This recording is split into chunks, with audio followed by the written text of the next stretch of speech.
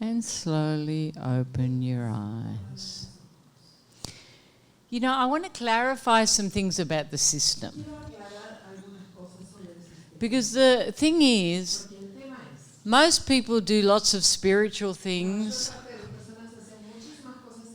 or not everyone, but some, before they come.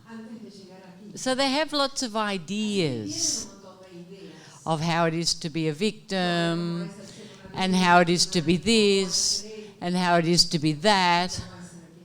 But they're just ideas. This system is very innocent. And one of the fundamental aspects is not to change intellectually, but to change internally. So when we first start, the facets will start to activate all the programs of victim. All the things that have transpired in your life that take you into that place of suffering. All the things that you've probably masked or changed in your head. They're all going to come up. I don't care how much work you've done, they are going to come up. Like they've been sitting at the bottom of the swimming pool and someone's gone in there and just moved everything. So as new students, it's very important to embrace your victim and to be pathetic, move your stress, be as innocent as possible, and embrace that. Because once the emotion leaves and the energy leaves, your window of perception starts to change. And you start to have a clearer vision. And then you start to know yourself. And you start to see the triggers. But you can't see the triggers and change until you've lost the electricity that's behind it.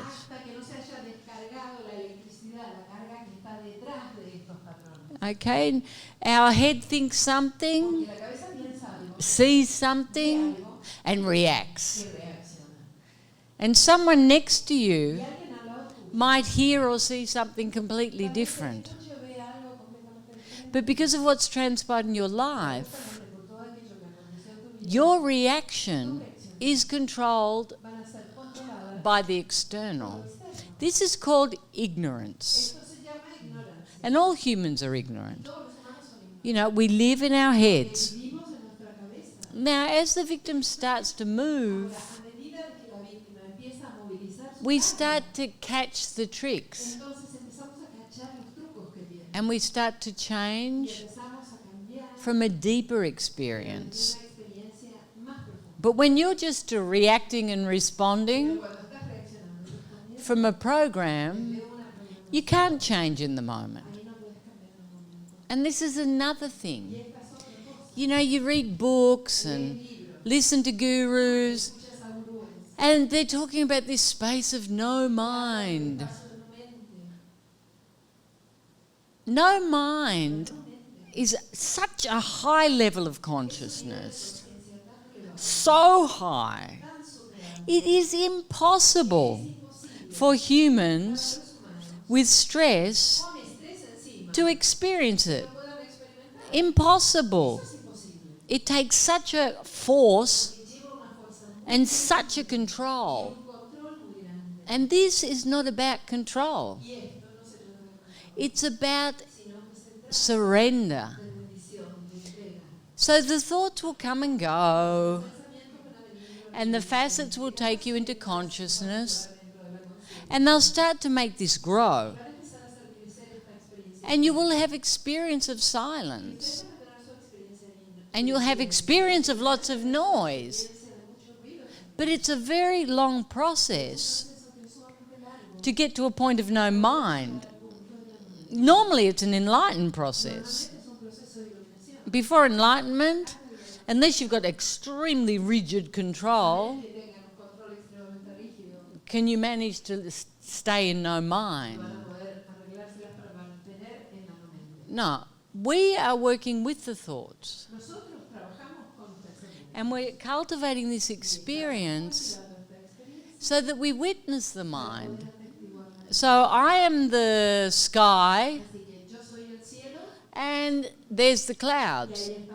But always the sky's there. You know, the clouds are moving. And you become so anchored in your consciousness that the movement of the clouds is just entertaining. You know, you don't sit there looking at them going, oh, that's a nimbus cloud. It represents that there's going to be rain. You don't do that, do you? You just say, oh, look at the clouds. And it should be the same with your thoughts. Don't give them so much attention. And don't try to get rid of them. Like there's something wrong with them. You are human. You think.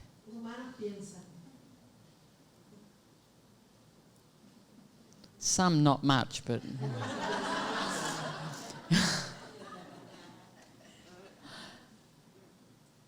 Stop trying to achieve an idea. Surrender to the moment and embrace what's happening. Because meditation is a surrender. Unification is a surrender. You cannot force it. You have to allow it to come or to emerge. If you control with rigidity, you can achieve anything. Anything. But it's not natural. It's not permanent. It doesn't sustain you.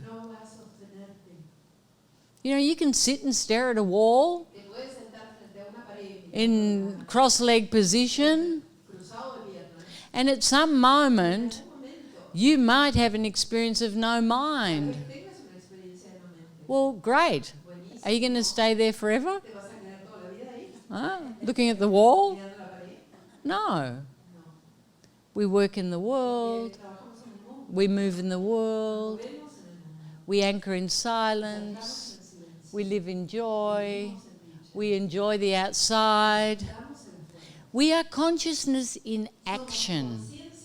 It's not about negating the world, leaving the world.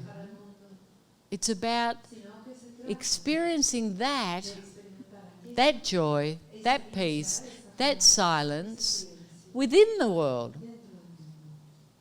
So, in order to be divine, I have to be 100% human. And this is so important. So, embrace your humanity 100%. Embrace your victim 100%. And then do the system. Then you have an experience. Then you start to choose through consciousness. Not because you read a book that told you that I am a victim. Of course you're a victim. All humans are victims. We don't even know how we got here. You know, our parents we thought were God. Then they disillusioned us. And then we're meant to believe in something that we can't even see. We feel very lost because we don't know who we are. We know what we do, but we don't know who we are. We don't know where we came from, where we're going, what it all means. It's all this big mystery, and we feel small, insecure, separate. We feel like victims. We don't feel like mighty gods. And we have to embrace that to find our divinity. We have to come home to ourselves and let go of all of that to find our divinity. Yeah? Can you talk about omniscience? Absolute truth comes from the heart. That's the voice of omniscience. That's the voice of the greatness of who you truly are. And once you expand consciousness, you start to connect with that. And you'll notice that when you speak from that space, there's an energy, and there's a clarity, and there's this acknowledgement, oh, that's the truth. Because it's not coming from the duality of the mind. It's coming from the unity of the heart, the bigger brain, that which connects us to everything. This brain creates individuality and separation. It's the voice of the ego and our humanity. This is the voice of our divinity. And it comes without thought. And it comes with an energy. And it comes from the absolute. And you'll see the difference. You know, you'll be in a meeting, you'll say something to someone, and you won't be quoting someone else. You'll be sharing your experience, your realization, and that's the voice of consciousness or omniscience. Yeah? Good? I'm a teacher. I was abused when I was very little. And in general, every year, in each classroom, there are little children, first 6 years old, that come to tell me that they are being abused. My question is, how can I help them? You know, you're talking about children that have experienced abuse. So you have to share your experience. You have to talk to them from that space. And you have to trust what you're saying. You know, I can't tell you what to say. Because each child's different. Each moment's different. And all children will create fear. That's how they create the human experience. For some children, it will be more extreme than others. There's lots of horrific things happening. And lots of horrific things also create a lot of healing. You know, it's probably your abuse that brought you here. And it's your abuse that makes you want to work with children. So you're giving that gift to yourself and now to the children. And that's a great thing. But there's not like a structured response. What we try to cultivate with the children or sustain, it's not even cultivate. We try to sustain that innate connection to their internal security, their divinity. We try to sustain that they speak the truth, that they feel their emotions, that they don't shut down and separate. We try to sustain the natural capacity to give unconditionally and to be beyond prejudice, because children don't have prejudices. They naturally give to each other. And this is what we're trying to sustain with the education program. And it starts from a very early age. And it's fundamental, because it's the only thing we don't do. And it should be the first thing we do. Teach children to love themselves, to believe in themselves, to be the best of who they are, to give that, to see that they're unlimited, to speak the truth, to continue feeling their emotions. All of these things sustain a holistic person, a complete person. Yeah, and we teach the opposite. We have a little box. We say, now get in this box and make sure you're fit. You don't do this, you don't do that, you need to do this, you need to do that. When you grow up, you do this. Da, da, da, da, da, da, da, da, da, da, da. And that's okay too. But they have to have something deeper. Okay, so that's what the whole education system's about. Sustainability. And imagine, sustainable, children loving themselves. They become the actions of love. And that goes everywhere. They don't destroy the planet. They don't destroy each other. They don't have all these prejudices. They're uniting. They're giving. Because they're focused on love. So you have to be a vehicle of that. Tienes que ser un vehículo de eso. And there's no structure to that. It's in each moment. You have to choose in each moment. And you have to be sure you're not projecting too. But I guess at this stage you're not. Yeah. Did that answer your question? Good. Some of us finishing our 6 months, I stayed as a facilitator to support them experiencing the giving from totally another place and to be consciousness in action. And I would love you to talk about that, please, and how important is that in our process? You know, I think once you heal so much and you have such a beautiful experience, it's natural you want to give that. But the thing is, when you're giving that, you're giving to yourself. Like if you're listening to someone's expression, you always put that expression through you. Because the more you focus on consciousness, the more you give consciousness, the more you grow.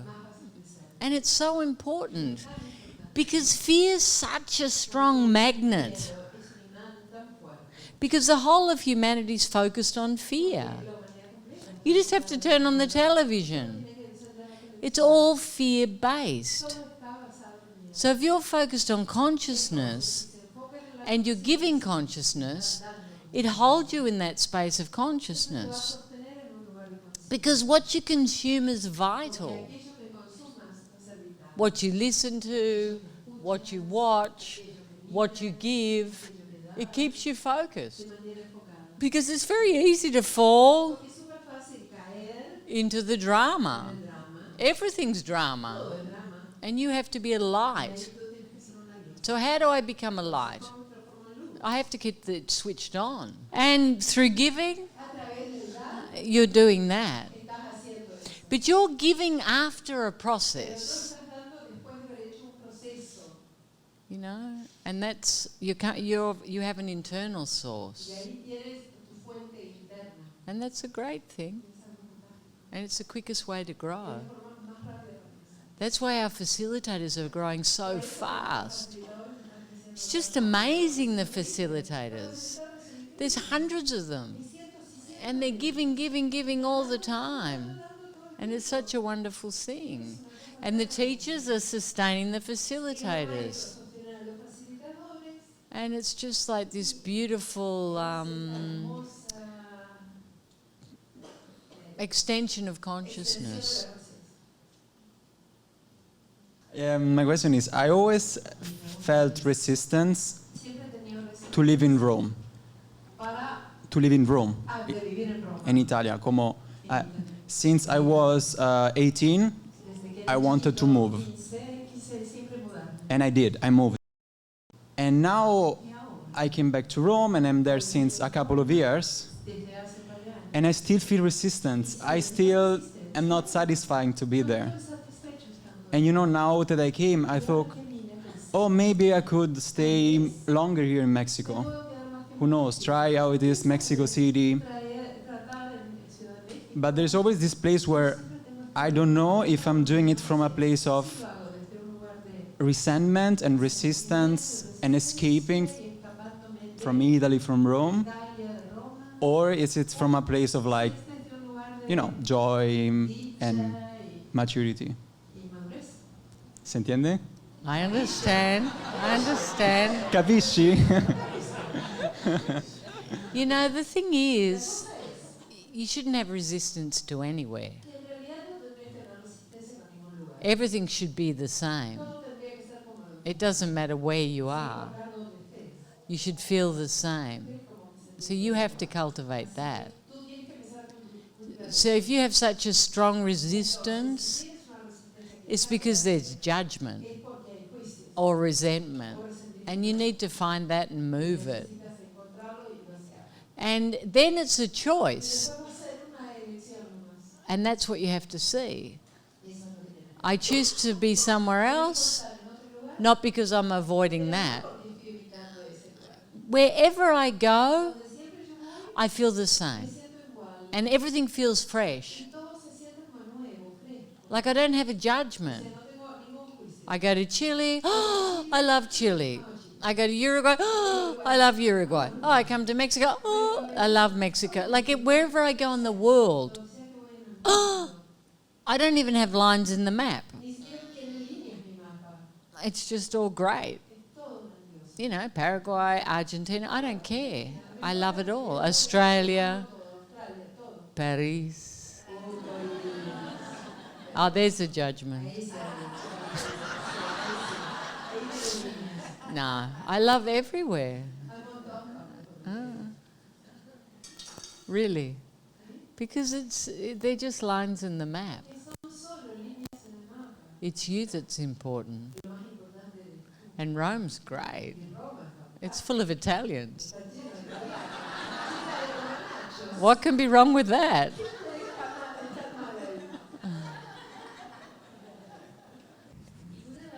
And I was able to see perfectly clear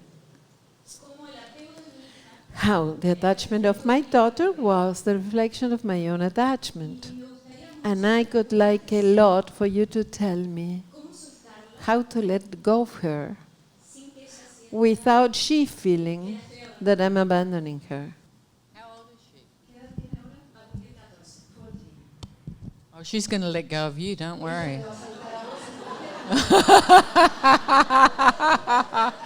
14, you're finished. Oh, yeah, don't worry about it. You know, you have to see this outward movement. And it always comes from fear, no? That need to control so that she's safe, etc., etc., etc. Or you feel that she's clinging, and then you're like pushing her away. It's classic codependence. And it's a process. You know, obviously you're her mother. So there is an attachment. There's a strong attachment. But you can start to let that go energetically. It's not that you're doing something physically. Like she rings and you don't answer. I can't answer, you're attached. You know, it's not like that. You'll throw her out of that. Go and live somewhere else, I'm attached. It's an energetic thing. And it's based in fear. You feel this outward movement. And when you see that, you have to come in. And now she's a teenager, you're going to experience a lot of this. Because she'll want her independence, she'll want this, she'll want that. And you'll be like this. And you just have to gradually start letting go. But she won't feel abandoned. You're there for her, but you're not on top of her. Yeah? And it's good you see it's your attachment. It's good you see that.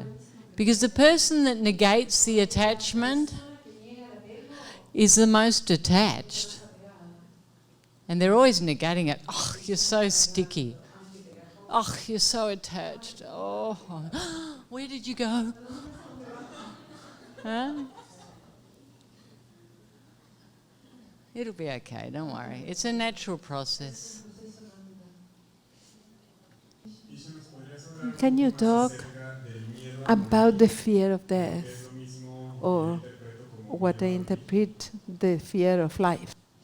Sure, it's the same thing. You know, one of the fundamental things, most important things, is for humans to know who they are, to find their immortality, to find that which is permanent, to let go of all the questions. And then you start to live without fear. Because death's a part of life. It's part of the process. It's part of the circle. So if you're in constant fear of closing the circle, you're not living 100%. You know, how many people don't do things because they're afraid of dying?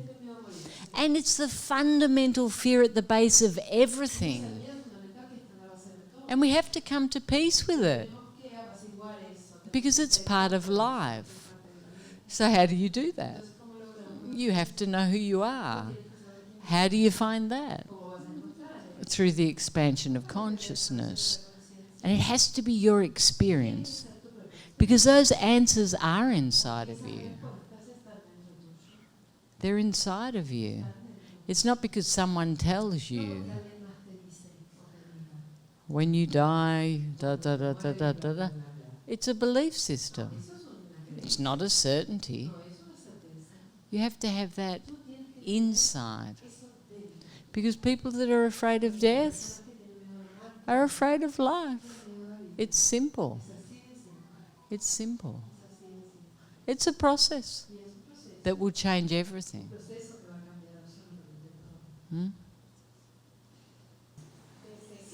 Since always, I have been very pleasing to please everyone except myself. And here I saw this, and it hurt. But now that I'm seeing it, I would love to know how can I embrace that part of me without feeling guilty. You know, the thing is, you have to heal this. Because it's a place where you're begging for love. You think your value is in what you give. Okay, but you're abandoning you. And it's not that it's a bad thing. It's a habit. Your mother probably did it, or someone did it. You know, we learn these things through society, through our parents, and then we start to identify, and we see ourselves as that.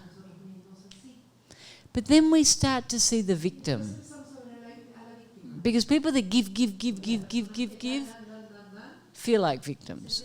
I give so much, I don't get anything in return.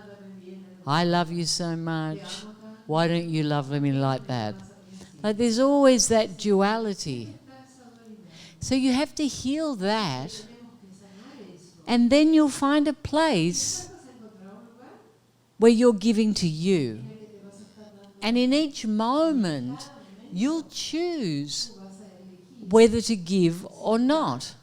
But from a place of honesty and truth, not from a habitual response. And then you're really giving. Because if you abandon yourself to give, you lose yourself. First, you have to give to you. You have to cultivate that. And then you give unconditionally. But sometimes unconditional love says no. It doesn't always say yes. Sometimes unconditional love pulls back. But there's no guilt. It's a feeling of the heart. It's not, like you said, I'm confused. Giving doesn't come from here. It comes from here. Yeah? So if you know you habitually abandon yourself and give, you need to see that and change. And give to you. Yes? Okay, listo. Gracias. Come visit our webpage for books, movies, and our wonderful retreat centers. Isha's simple yet powerful system is transforming lives around the world.